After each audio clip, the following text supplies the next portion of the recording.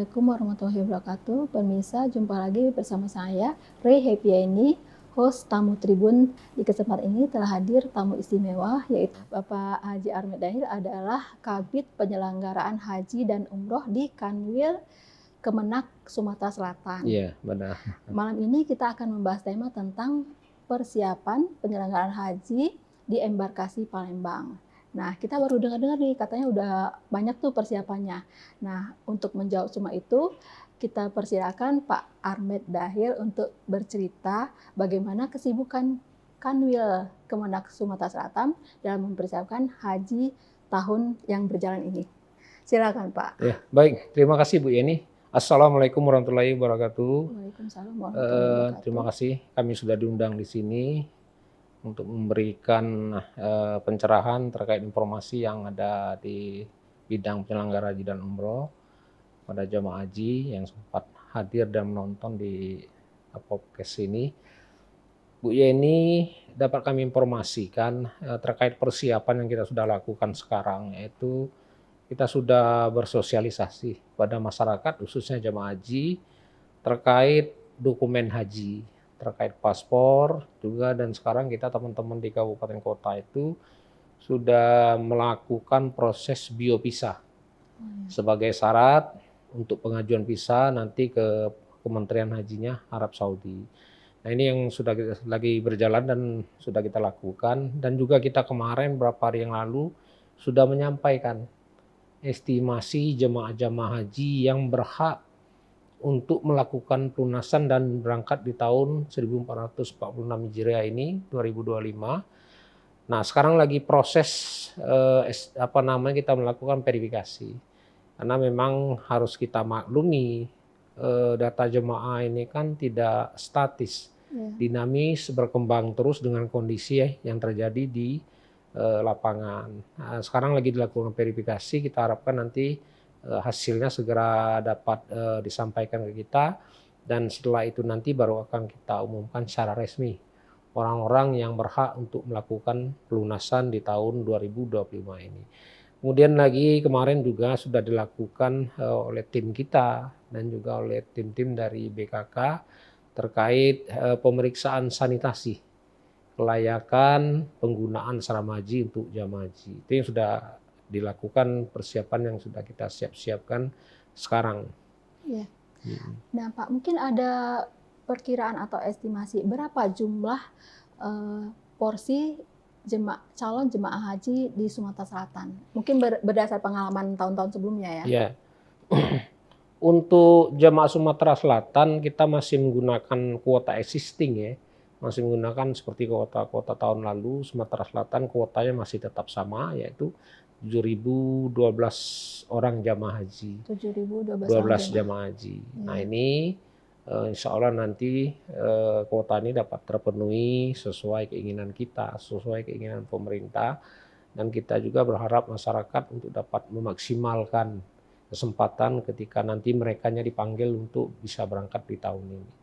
Ya, Pak, ada nggak misalnya tadi kan ada verifikasi, apa saja yang menjadi syarat untuk mendapatkan atau berkesempatan untuk berangkat haji pada tahun berjalan ini? Mungkin usianya yang lansia di prioritas atau gimana mungkin? Ya, jadi verifikasi yang kita lakukan itu pertama kita harus mengkonfirmasi ke jemaah yang masuk berangkat di tahun ini. Kita harus memahami ya di kuota yang ada di Sumatera Selatan ini yang kita miliki itu ada kurang lebih jumlahnya 99 jamaah haji itu terkategori kuota batu. Gimana itu Pak? Artinya kuota batu itu mereka sudah mendaftar sejak tahun 2004 sampai 2010. Berarti 20 tahun sudah? Udah 20 tahun, dan mereka harusnya sudah berangkat berapa tahun yang lalu, sudah lama. Tapi mereka ini sampai sekarang belum siap untuk berangkat. Nah, tahun ini dibuka lagi, diberikan lagi kesempatan ke mereka tersebut, apakah mereka mau berangkat atau masih tetap akan menunda. Nah, kemudian yang kedua, kita lakukan verifikasi itu, apakah jemaah itu orangnya masih hidup atau tidak. Nah, itu sudah dua. Jadi yang kita verifikasi terkait orangnya itu mau berangkat tahun ini atau tidak. Kemudian yang kedua terkait yang bersangkutan itu masih hidup atau 3. Yang ketiga, orang-orang yang masuk dalam kuota itu harus kita pastikan bahwa mereka itu mendapatkan informasi dan mereka memang masih berdomisili di Sumatera Selatan. Memang harus kita akui jemaah-jemaah haji yang mendaftar di tahun 2012, 2013 yang masuk alokasi berangkat tahun ini, ada beberapa orang itu memang domisilinya sudah pindah. Ada pindah ke luar provinsi, ada pindah ke luar Kepulauan Sumatera. Nah, ini terus kita lakukan verifikasi agar hak-hak mereka ini tersampaikan. Ya. Dan juga mereka nanti pada saat akan melakukan pelunasan mereka juga sudah diinformasikan. Itu yang kita lakukan sekarang, Bu Yeni. Jadi tidak masalah misalnya mereka udah pindah ke Riau misalnya dengan KTP Riau, tapi mereka karena sudah dapat kesempatannya, mereka dipanggil dan berangkat melalui embarkasi Palembang, tidak masalah seperti itu. Ya, tidak masalah, karena memang mereka di pendaftaran awalnya kan di Sumatera Selatan. Mereka mendapatkan hak untuk berangkat juga dari Sumatera Selatan. Kita harus memaklumi kadang termasuk kita juga sebagai PNS, karena berapa waktu setelah mendaftar kita dipindahkan, dimutasikan ke luar provinsi. Nah, ya inilah mereka-mereka ini yang harus kita kejar dan kita beritahukan bahwa mereka nanti memang masuk alokasi berangkat tahun ini. Informasi ini terus kita lakukan, itulah gunanya melakukan verifikasi itu. Ya. Ada lagi mungkin Pak? Atau mungkin prioritas yang lansia mungkin ada nggak seperti itu? Terkait lansia, kita juga sudah mendapatkan kuotanya lansia. Lansia itu dapat kuotanya 10% ya dari kuota kita. Dan insya Allah itu juga sudah dilakukan, diinformasikan kepada jamaah haji yang lansia, karena memang penting kita pahami bahwa jamaah haji lansia ini kan ketika mereka akan berangkat, mereka juga harus memastikan ada tidak yang mendampingi, siapa yang akan menemani, karena kita maklumi strata sosial jamaah haji kita di Sumatera Selatan ini kan banyak beragam. Ya. Kadang mereka itu memang kepengen berangkat haji tapi belum pernah keluar negeri. Ya. Karena ada yang belum pernah naik pesawat, beragam strata sosialnya. Nah, inilah yang harus kita yakinkan ke mereka terkait panggilan mereka untuk berangkat di tahun ini. Kita juga harus mengedukasi ke mereka. Karena banyak juga yang tidak siap berangkat itu, salah satu faktornya yaitu tadi. Makanya kita harus kita jelaskan, harus kita sampaikan. Yang penting mereka siap. Kita akan dampingi dan nanti kita akan bantu seluruh prosesnya. Ya. Pak, jadi batas apa istilahnya itu ya? Daftar tunggu waiting list-nya Sumsel ini berapa tahun sekarang, Pak? Ya, Sumatera Selatan ini kan sampai sekarang daftar tunggu waiting list-nya itu sudah 25 tahun. 25 tahun. Jadi 25 tahun. kita daftar sekarang 25 kita 25 tahun ke depan. Kita lunas misalnya 25.500.000 kalau nggak salah ya. Yeah. Lunas, kita daftar jadi nunggunya sampai 25 tahun. 25 tahun lagi baru bisa berangkat. Oh ya, kecuali lansia ada prioritas. Berapa usia prioritas yang dapat 10%? Ya, kita lihat umurnya. Jadi nanti kan diurutkan berdasarkan urutan usia paling tinggi dengan masa pendaftaran minimal 5 tahun. Nanti kan diurutkan usia paling tinggi sampai terendah. Nah, tahun kemarin itu usianya sampai ada 83 tahun. Yang tertua 80. Yang paling muda. Malahan tahun lalu ada yang 104 tahun. 104. Iya. Berarti dari 10% itu yang 104 tertinggi, yang paling mudanya, yang paling terbawahnya 85. Berarti prioritas mereka ya Pak ya? Prioritas mereka yang diberikan kesempatan untuk berangkat sebagai jamaah haji lansia. Oh ya ampun, 25 tahun. Lama sekali. Jadi kalau biaya gimana Pak? Biaya? Terkait biaya, mungkin masyarakat juga sudah sering mendengar ya di media sosial bagaimana upaya pemerintah agar biaya ini tetap stabil seperti tahun-tahun sebelumnya. Tapi kita harus memaklumi juga karena penyelenggaraan ibadah haji ini banyak kebijakan dari Arab Saudi yang tidak bisa kita hindari. Kita harus menyesuaikan terkait juga harga dolar, juga biaya-biaya angkutan yang paling besar itu kan angkutan udaranya, harus menyesuaikan. Nah, nanti akan dibahas oleh pemerintah dengan DPR, nanti akan diputuskan. Makanya jemaah juga kita bersosialisasi bagi yang sudah diinformasikan dan mereka memang berkomitmen ingin melakukan pelaksanaan ibadah haji. kita sarankan mereka dari sekarang sudah harus menyiapkan Iya. biayanya. Paling tidak gambaran-gambarannya sudah kita sampaikan terus dengan jamaah haji. Nah, ketika nanti ada masa pelunasan, jamaah haji itu tidak lagi ada kendala. Mereka sudah segera melakukan pelunasan. Dan terkait besarannya kita masih menunggu, Bu Yeni. Iya. Iya. Sama atau nambah lagi nih dibanding tahun lalu? Ya doa kita kalau bisa turun ya. Oh iya, maunya turun Ya, ya, tapi Pak. kita belum tahu memastikan karena memang nanti seperti apa kebijakan Arab Saudi. Karena Arab Saudi ini kan program kerajaan Arab Saudi itu kan terkait dengan konsep-konsep mereka ke depan, mereka untuk meningkatkan income penghasilan negara tidak lagi dari sumber-sumber fosil, minyak segala macam. Mereka mengharapkan dari kunjungan wisata dan juga jamaah-jamaah haji yang dari negara-negara muslim. Nah, jadi kondisi itulah yang harus kita sesuaikan bagaimana nanti regulasi yang mereka buat. Tapi pemerintah berupaya ya terus melobi pemerintah Arab Saudi ketika ada kenaikan-kenaikan itu kalau bisa jangan terlalu signifikan ya. Walaupun nanti Saudi juga mungkin tidak akan menurunkan biaya-biaya itu ya, kita maklumilah karena itu kebijakan daripada pemerintah Arab Saudi. Iya. Saya pernah dengar ada info ada penambahan kuota untuk Indonesia tahun ini ya. Yeah. Saya pernah dengar itu. Apa benar begitu, Pak? Ya, kita terus mendengar ya terkait rencana penambahan kuota dan ada juga yang sudah ditambah seperti tahun lalu 20.000. Tapi kita juga harus memikirkan kondisi-kondisi pelaksanaan ibadahnya nanti terhadap jamaah haji kita khususnya Indonesia. Pemerintah bukan hanya saja tidak mau penambahan kuota yang begitu banyak itu, tapi kesiapan fasilitas di Arab Saudinya memungkinkan tidak.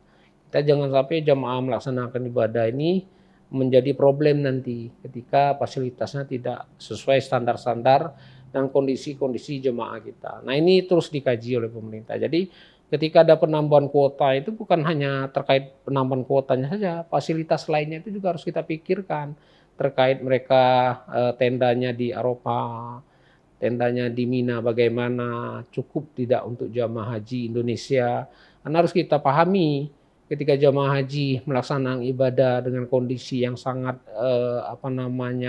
tidak layak, kita tidak menginginkan seperti itu ya. Makanya kita pengen jamaah itu melaksanakan ibadah haji itu dengan kondisi yang nyaman dan layak. Itu yang paling penting sekali. Ya, kalau tahun lalu kan kita lihat di media ya, jadi ada di Eropa itu sampai ada yang terlantar ya atau gimana ya, duduknya sangat dengan kondisi yang sangat memprihatinkan, bahkan ada yang sampai tidak terangkut beberapa saat ya katanya di info di media ya.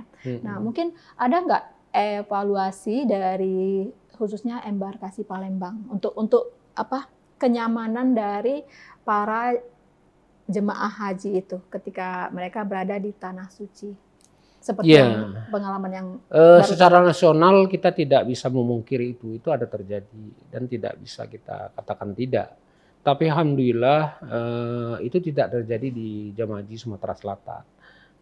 Terkait dengan hal itu kita sudah terus mengedukasi kepada jamaah haji juga kepada kelompok-kelompok bimbingan bagaimana orang-orang yang ditunjuk, salah satunya itu ketua regu, ketua rombongan itu adalah orang-orang yang bertanggung jawab dengan jamaahnya. Dan jamaah ini juga kita berikan wawasan karena yang awal saya sampaikan tadi kita harus maklumi ya perbedaan kemampuan bersosialisasi, bahasa, budaya, kemudian cuaca ini sangat luar biasa. Makanya terus kita sampaikan kepada jamaah haji mereka harus disiplin, taat dengan ketua regu, ketua rombongan dan pembimbing yang ada di dalam regu, rombongan dan kloter mereka.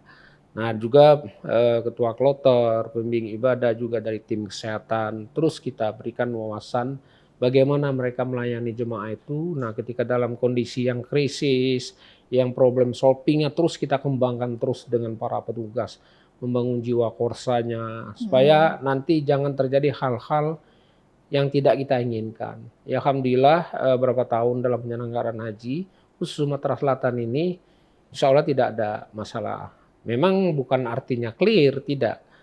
Ada masalah itu bisa diselesaikan.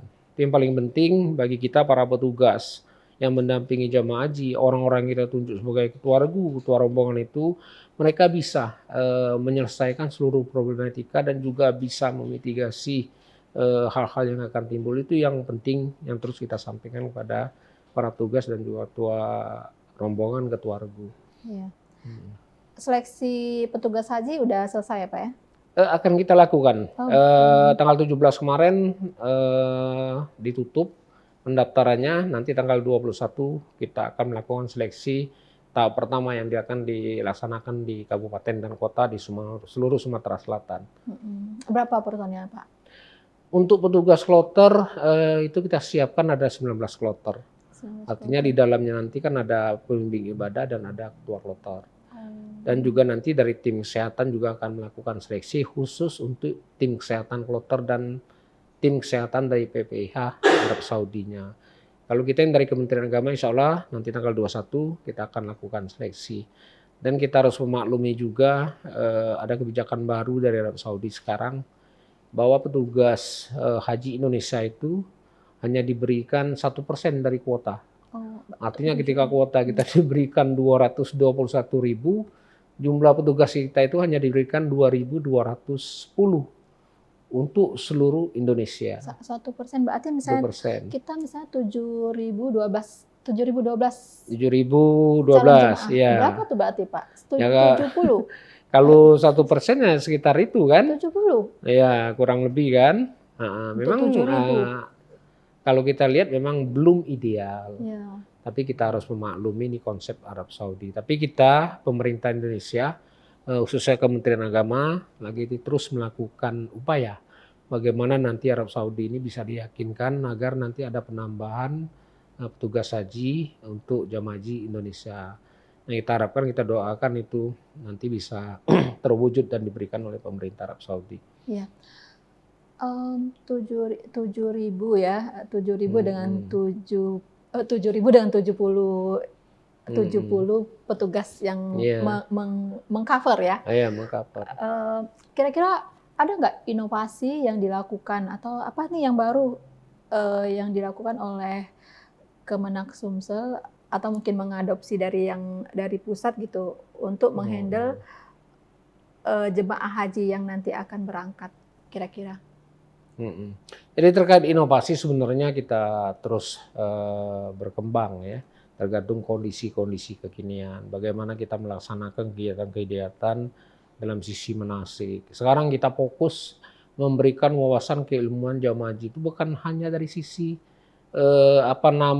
rukun sunnah kemudian wajibnya, bukan hanya dari sisi perjalanannya saja, tapi harus ada sentuhan-sentuhan batinia ke mereka. Makanya sekarang kita lebih fokus lagi selain materi yang tadi, harus ada filosofi haji yang kita sampaikan. Kenapa mereka harus berirham, kenapa warna ihramnya harus putih dan hanya 2 lembar, itu harus disampaikan semua. Mereka nanti ketika melaksanakan ibadah, mereka memahami, oh ini ternyata. Itu yang penting. Nah, yang kita lihat sekarang, kemarin kita juga mendampingi jamaah haji, sentuhan-sentuhan itu belum maksimal. Nah, jadi mereka tuh ketika disuruh beihram ya beihram saja, tapi maknanya yang terkandung di ihram itu mereka belum tahu. Kenapa kita harus sa'i, kenapa kita harus tawaf, nah itu nggak tahu. Nah itu harus dijelaskan oleh para pembimbing manasik ya. Nanti ketika mereka melaksanakan ritual ibadah itu, sentuhan batinianya itu kan luar biasa. Fokus ibadahnya akan lebih maksimal lagi. Itu yang penting. Nah, aspek ini yang penting bagi kita, yang sangat kita harapkan nanti ketika mereka pulang dari pelaksanaan ibadah, ada perubahan sosial. Secara pribadi juga di lingkungan mereka, dalam mereka bersosialisasi dengan masyarakat, ada hal-hal yang baru yang bisa mereka timbulkan di sana. Itu harapan kita. Itu ke depan terus akan kita lakukan. Kemudian dari sisi layanan penyelenggaraan embarkasi itu terus kita kembangkan terus. Kita memahamilah dengan kondisi jemaah-jemaah kita yang memang lansia, yang berkebutuhan khusus. Nah ini kita siapkan semua layanannya supaya bisa maksimal dan mereka bisa nyaman. Kita 2 tahun ini sudah menyiapkan fast track dari kesehatan itu khusus untuk jamaah haji yang berkebutuhan khusus. Mereka ketika turun dari bis, Hmm. dari daerah sudah kita sampaikan orang-orang ini harus diposisikan duduknya di depan sekali. Didampingi oleh orang-orang yang punya kemampuan dan punya sifat sosial yang tinggi. Turun dari bis, langsung kita layani, kita gendong, kita taruh di kursi roda, langsung kita dorong ke dalam, langsung kita proses layanan tidak lama. Ini skala prioritas kita bagi jamaah-jamaah yang berkebutuhan khusus ini. Dan mereka juga seluruh proses-proses yang lain termasuk tasnya, makannya, kita siapkan semua. Orang-orang yang lansia yang sudah memang berkebutuhan khusus ini kita siapkan kalau memang mereka tidak mampu untuk makan makanan yang keras, kita siapkan bubur. Dan juga dari tim-tim catering, dari tim pengawas catering sudah kita wanti-wanti orang-orang ini makanannya khusus. Karena harus kita maklumi jamaah haji kita Indonesia sekarang rata-rata yang lansia ya, itu banyak mengidap penyakit bawaan. Risti ya, Ada Pak, yang Risti. paling rendah misalnya asam urat, Ya. kemudian itu makanannya harus diatur. Oh artinya tidak boleh makan yang berbentuk kacang-kacangan. Ini yang ada yang darah tinggi tidak boleh. Itu sudah semua kita siapkan, Bu. Iya. Yang penting bagi kita teman-teman di daerah itu menginformasikan. Kita bawa di kloter sekian, jamaah kami jumlahnya sekian, berkebutuhan khusus. Mereka makannya bubur, nanti kita sampai ke embarkasi, itu kita siapkan. Nah, kita sebisa mungkin, semaksimal mungkin memberikan pelayanan terbaik bagi jemaah haji kita. Itu bagian dari inovasi kita. Iya, itu termasuk yang Risti itu Pak ya, termasuk Iya. yang Risti. Itu juga kita berikan layanan-layanan khusus. Juga memang petugas kita sejak 2 tahun ini, dari tahun 2023 kita sudah mulai.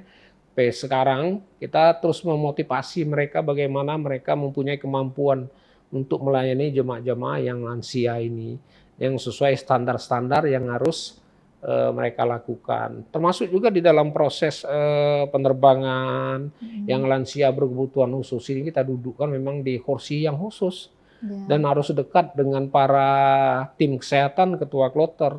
Ketika mereka ada nanti hal yang tidak diinginkan, prosesnya cepat dilakukan tindakannya. Dan ini memang sudah kita lakukan beberapa tahun ini. Dan juga nanti di Arab Saudi mereka juga tetap dilakukan seperti apa yang kita lakukan di embarkasi di provinsi. Iya. Pak, mungkin ada tantangannya juga ya, karena tahun lalu sempat terdengar ada salah satu jemaah yang hilang ya, yang hilang. Tapi kemudian divonis meninggal. Itu kasus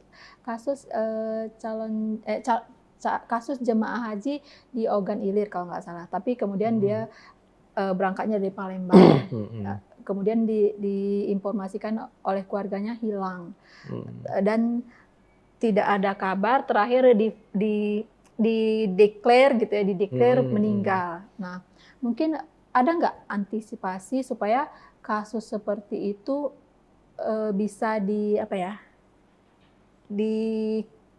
cover atau gimana sih itu? Diminimalisir maksudnya. Diminimalisir gitu ya. Jadi memang di tahun 2023 itu kita ada problem yang sangat luar biasa ya. Ada satu jemaah kita yang goib ya, hilang, tidak ditemukan dalam proses penyelenggaraan ibadah haji. Mereka itu terpisah dari grupnya itu ketika berada di Arafah. Kita sudah melakukan seluruh proses investigasi ya. Kita lakukan itu proses sangat cepat sekali ya. Jemaah itu keluar dari tenda, didampingi, tapi dia sendiri kan tidak mau didampingi, masuk di toilet. Kebetulan juga yang menunggu ini perawatnya juga perempuan. Ketika itu hilang, tidak tahu. Dicari informasi juga tidak jelas kemana arahnya. Nah ini kan terus kita lakukan sampai akhir penyelenggaraan juga kita terus berkoordinasi dengan teman-teman di Arab Saudi pada pihak panitia. Pihak panitia pun juga sudah berupaya semaksimal mungkin yang sesuai standar-standar apa yang harus dilakukan. Mereka harus terjun ke tiap-tiap titik, mencari ke pelosok-pelosok rumah sakit, baik yang berada di Mekah, di Jeddah, maupun di wilayah sekitar tempat jamaah haji itu hilang. Juga tidak ada informasi terkait itu. Juga di rumah-rumah sakit yang di sekitar Arab Saudi itu juga tidak ditemukan. Eh, dan setelah 3 bulan kita terus berkoordinasi dan juga sudah dilaporkan ke aparat kepolisiannya Arab Saudi. Sampai akhir juga berapa bulan itu juga tidak ditemukan. Dan memang Arab Saudi memang sudah mempunyai kebijakan ya, jika dalam sekian waktu itu tidak ditemukan, supaya ada kepastian Iya. orang ini. Makanya dibuatkan bahwa yang bersangkutan itu kan goib, Iya. seperti itu. Nah ini kita terus menyampaikan kepada seluruh teman-teman ya, termasuk yang petugas yang mendamping, ketua regu, ketua rombongan. Upaya-upaya maksimal itu sudah kita lakukan. Ya, kita memang harus belajar dari kondisi-kondisi yang seperti itu, dan kita juga melihat memang ada sesuatu yang terjadi dengan orang-orang yang usia lanjut itu. Pertama, mereka memang satu memang keterbatasan bahasa komunikasi. Ya. Kemudian kondisi kesehatan juga tidak prima lagi. Kemudian kondisi alam dan cuaca di Arab Saudi kan sangat berbeda Ya, di ekstrim ya Indonesia. waktu itu ya. Dengan kondisi yang sangat panas mendekati angka 50 derajat itu, jemaah haji itu kan terkadang kurang minum, mereka berhalusinasi. Tantangannya sangat luar biasa. Makanya kita selain juga berupaya bekerja secara maksimal, kita sampaikan juga ke teman-teman petugas juga, mereka juga harus terus bermunajat ya, minta perlindungan, diberikan kemudahan. Nah, itulah yang terus harus kita lakukan. Saya kira itu yang bisa saya jelaskan terkait jemaah itu. Ya. Kalau asrama haji sendiri udah siap ya Pak ya?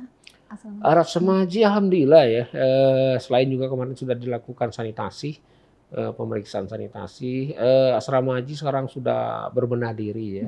Mereka terus melakukan renovasi-renovasi terkait fasilitas-fasilitas asrama yang memang tidak layak lagi. Dan memang ada beberapa gedung itu akan ditingkatkan fasilitasnya sesuai standar-standar kekinian. Nah itu sudah seperti masjid, itu kan sudah direnov kan, dengan gedung-gedung aula, semua kebutuhan yang mendasar bagi jemaah itu insya Allah sudah akan terus dilakukan perbaikan oleh asrama haji. Ya. Biasanya dari Babel ya Pak, berangkatnya dari sini juga, embarkasi Palembang? Ya, dari Bangka Belitung itu kan memang tergabung di dalam embarkasi Sumatera Selatan. Tapi karena mereka memang sudah menjadi embarkasi antara, mereka transitnya cuma sampai bandara. Nanti Tidak dari ke asrama daerahnya haji. transit di bandara, dari bandara turun pindah pesawat penerbangan untuk haji. Tidak Tidak ke asrama haji. Seluruh prosesnya dilakukan di Bangka Belitung. Pemeriksaan dokumen, pembagian seluruh perlengkapan-perlengkapan jemaah, kemudian obat-obatan itu semua dilakukan di Bangka Belitung. Kita hanya koordinasi ke mereka kalau ada hal di luar kemampuan, ya kita terjun sana untuk membantu. Ya. Pak, ada perkiraan nggak kira-kira kapan tuh pengumuman calon jemaah yang berhak untuk berangkat tahun ini, tahun berjalan maksudnya? Sebenarnya pengumumannya sudah, memang belum secara resmi belum dilakukan ya. Tapi kita kan sekarang kan lagi melakukan verifikasi. Verifikasi. Dari arti verifikasi itu jemaah itu sebenarnya sudah tahu. Udah tahu ya. Mereka tuh berangkat tahun ini, kan sudah tahu. Tinggal fixnya gitu. Nanti diumumkan ya, misalnya. Fixnya nanti setelah hasil verifikasi itu final. Nanti kan kita tahu, oh ini tidak berangkat, ini yang akan berangkat. Yang tidak berangkat ini kan dikeluarkan. Nah kekurangan ini nanti kan dinaikkan lagi porsi berikutnya. Nah kita berharap nanti orang-orang yang diumumkan ini adalah benar-benar orang yang kepengen berangkat. Nah bukan saja diumumkan, tapi kita kepengen sudah diumumkan, orang yang sudah kita umumkan ini benar-benar kepengen berangkat. Ini yang kita lakukan. Karena waktu pelunasan itu kan tidak panjang. Nah makanya kita berharap nanti jemaah-jemaah yang sudah dihubungi, sudah diinformasikan ini tidak lagi berubah pikiran. Mereka fokus nanti ke depan, insya Allah akan berangkat. Itu segera Bu, segera. Insya Allah segera kalau verifikasi sudah selesai nanti akan diumumkan. Nah kalau terkait besaran biayanya kita masih menunggu. Karena putusan biaya ini kan bukan hanya ada domainnya Kementerian Agama. Di sana juga ada kewenangan dari DPR kan. Nanti setelah disepakati biayanya antara DPR dan pemerintah, Kementerian Agama, baru nanti akan diusulkan ke Presiden. untuk Ya. ditetapkan biayanya. Tahun lalu nambah 59 ya Pak ya? Kurang lebih. Eh, Iya, iya, Iya, iya. nambah 59 dari yang sudah dapat porsinya ya, batas dapat porsi. Mudah-mudahan lancar ya Pak ya. Insya Allah Bu, mohon doanya seluruh masyarakat juga, khusus Sumatera Selatan, agar proses-proses ini bisa berjalan sesuai apa yang kita harapkan. Dan jemaah-jemaah haji ini yang sudah berniat lama ya, karena yang akan melakukan pelunasan dan berangkat tahun ini adalah orang-orang yang mendaftarkan hajinya di awal-awal tahun 2013. 2013. Nah itu Artinya mereka yang 12 tahun yang lalu lah kurang lebih Pak ya ya. kurang lebih 12 tahun yang Iya. lalu. Makanya masyarakat tuh kita sampaikan, tolonglah mereka melaksanakan ibadah ini nanti secara maksimal. Ikutilah proses manasik, program-program yang sudah disiapkan oleh pemerintah dan juga sudah dilakukan oleh kelompok-kelompok bimbingan. Karena kenapa? Mereka ini kan mendaftar sudah begitu lama. Mereka kan nunggu sudah begitu lama. Maksimalkanlah ini. Karena kita sampaikan juga ke masyarakat. Mungkin kesempatan kita untuk melaksanakan ibadah haji ini cuma sekali ini. Iya. Setelah ini kan akan sulit. Iya. Karena dengan masa tunggu yang panjang, kemudian regulasinya sudah membatasi. Nah makanya terus kita masuk di sistem bimbingan manasik itu, terus kita edukasi seluruh jemaah haji itu. Kita berikan pemahaman. Jadi kita berharap jemaah haji ini untuk berangkat melaksanakan ibadah haji itu bukan hanya mengambil gelarnya, cuma ada tulisan hajinya aja, tapi ada makna kandungan ibadahnya yang luar biasa di dalam itu ya harus mereka maknai. Nah itu yang paling penting terus kita lakukan ke masyarakat seperti itu. Ya. Kalau misalnya udah haji sekali, dia haji berikutnya haji plus, boleh nggak seperti itu Pak? Regulasinya sudah menetapkan ya bagi jemaah haji yang sudah berangkat, mereka boleh mendaftar. Nah ini harus jadi catatan. Boleh mendaftar 10 tahun setelah pendaftaran terakhir. Walaupun haji plus misalnya? Walaupun haji plus. Jadi seandainya mereka mau berangkat lagi, berangkat tahun 2025, boleh mendaftar nanti tahun 2035. Mungkin 2035 masa tunggunya udah 100 tahun mungkin. Apakah mungkin? Nah itu mungkin ya Pak ya. Jadi sekarang banyak yang umroh ya Pak ya? Iya, umroh. Berapa tuh angka umroh yang terdaftar? Umroh itu di Sumatera Selatan angkanya sudah lebih dari 20.000 ya. Per tahun? Setahun. Per tahun. Jumlahnya sangat luar biasa. Sampai data terkini ya? Iya, dari data yang terkini. Kita hampir setiap bulan itu melepaskan jemaah umroh itu karena ada travel seperti yang SOS itu memberangkatkan sebulan itu 2 kali ya, 2 kali itu jemaahnya 1 kloter, 433. Charter pesawat ya Pak ya? 1 pesawat itu baru 1 travel, belum travel yang lainnya. Ya artinya animo masyarakat untuk melaksanakan ibadah umroh ini luar biasa. Sejak COVID? Setelah COVID. Setelah pasca COVID dibolehkan gitu ya? Pasca dibolehkan lagi untuk umroh ya? Nah inilah kita terus terjun di di tengah-tengah mereka itu. Kita harus memantau kondisi-kondisi yang jemaah berangkat, kemudian kepastian, jaminannya, asuransinya, kemudian akomodasi cateringnya, penerbangannya, semua kita lihat. Agar jemaah haji kita di Sumatera Selatan, jemaah umroh kita di Sumatera Selatan ini yang berangkat itu, mereka benar-benar bisa melaksanakan ibadahnya dengan sempurna dan juga layanan-layanannya bisa dilaksanakan sesuai janji yang diberikan oleh travel. Pulangnya juga nanti bisa aman. Jangan sampai nanti sampai ke Arab pulangnya nggak bisa karena tidak ada tiket. Nah ini terus kita berikan, alhamdulillah dengan pengawasan yang begitu terus-menerus dan kita memberikan wawasan kepada seluruh travel agar saling menghormati, saling bisa bekerja sama, harus memenuhi standar-standar layanan yang sudah dijanjikan dengan jemaah ini. Itu yang itu. Dan juga kalau memang ada penyimpangan-penyimpangan, kita juga minta aparat penegak hukum untuk melakukan ketentuan-ketentuan sesuai dengan undang-undang. Itu yang penting bagi kita yang dari Kementerian Agama terus melakukan pengawasan itu. Ya. sepertinya kita udah berada di akhir podcast kita nih Pak. Iya, Banyak sekali masukannya, banyak sekali informasi yang mudah-mudahan bermanfaat, terutama bagi calon jemaah haji yang mau berangkat di tahun tahun 2025. tahun 2025 ini. Mungkin ada pesan terakhir mungkin Pak yang mau disampaikan ke Iya, pemirsa? Silakan, Pak. kita berpesan pada seluruh jemaah khusus Sumatera Selatan ya. Karena Arab Saudi sekarang sudah membuat regulasi yang begitu ketat, khususnya terkait kesehatan. Kita berharap jamaah haji ini bisa memaksimalkan menjaga kesehatannya dan juga bisa terus melakukan kebugaran-kebugaran. Paling tidak mereka setiap subuh harus sholat di masjid, setelah sholat mereka harus keliling di lingkungannya. Kemudian juga sore bisa melaksanakan ibadahnya di masjid.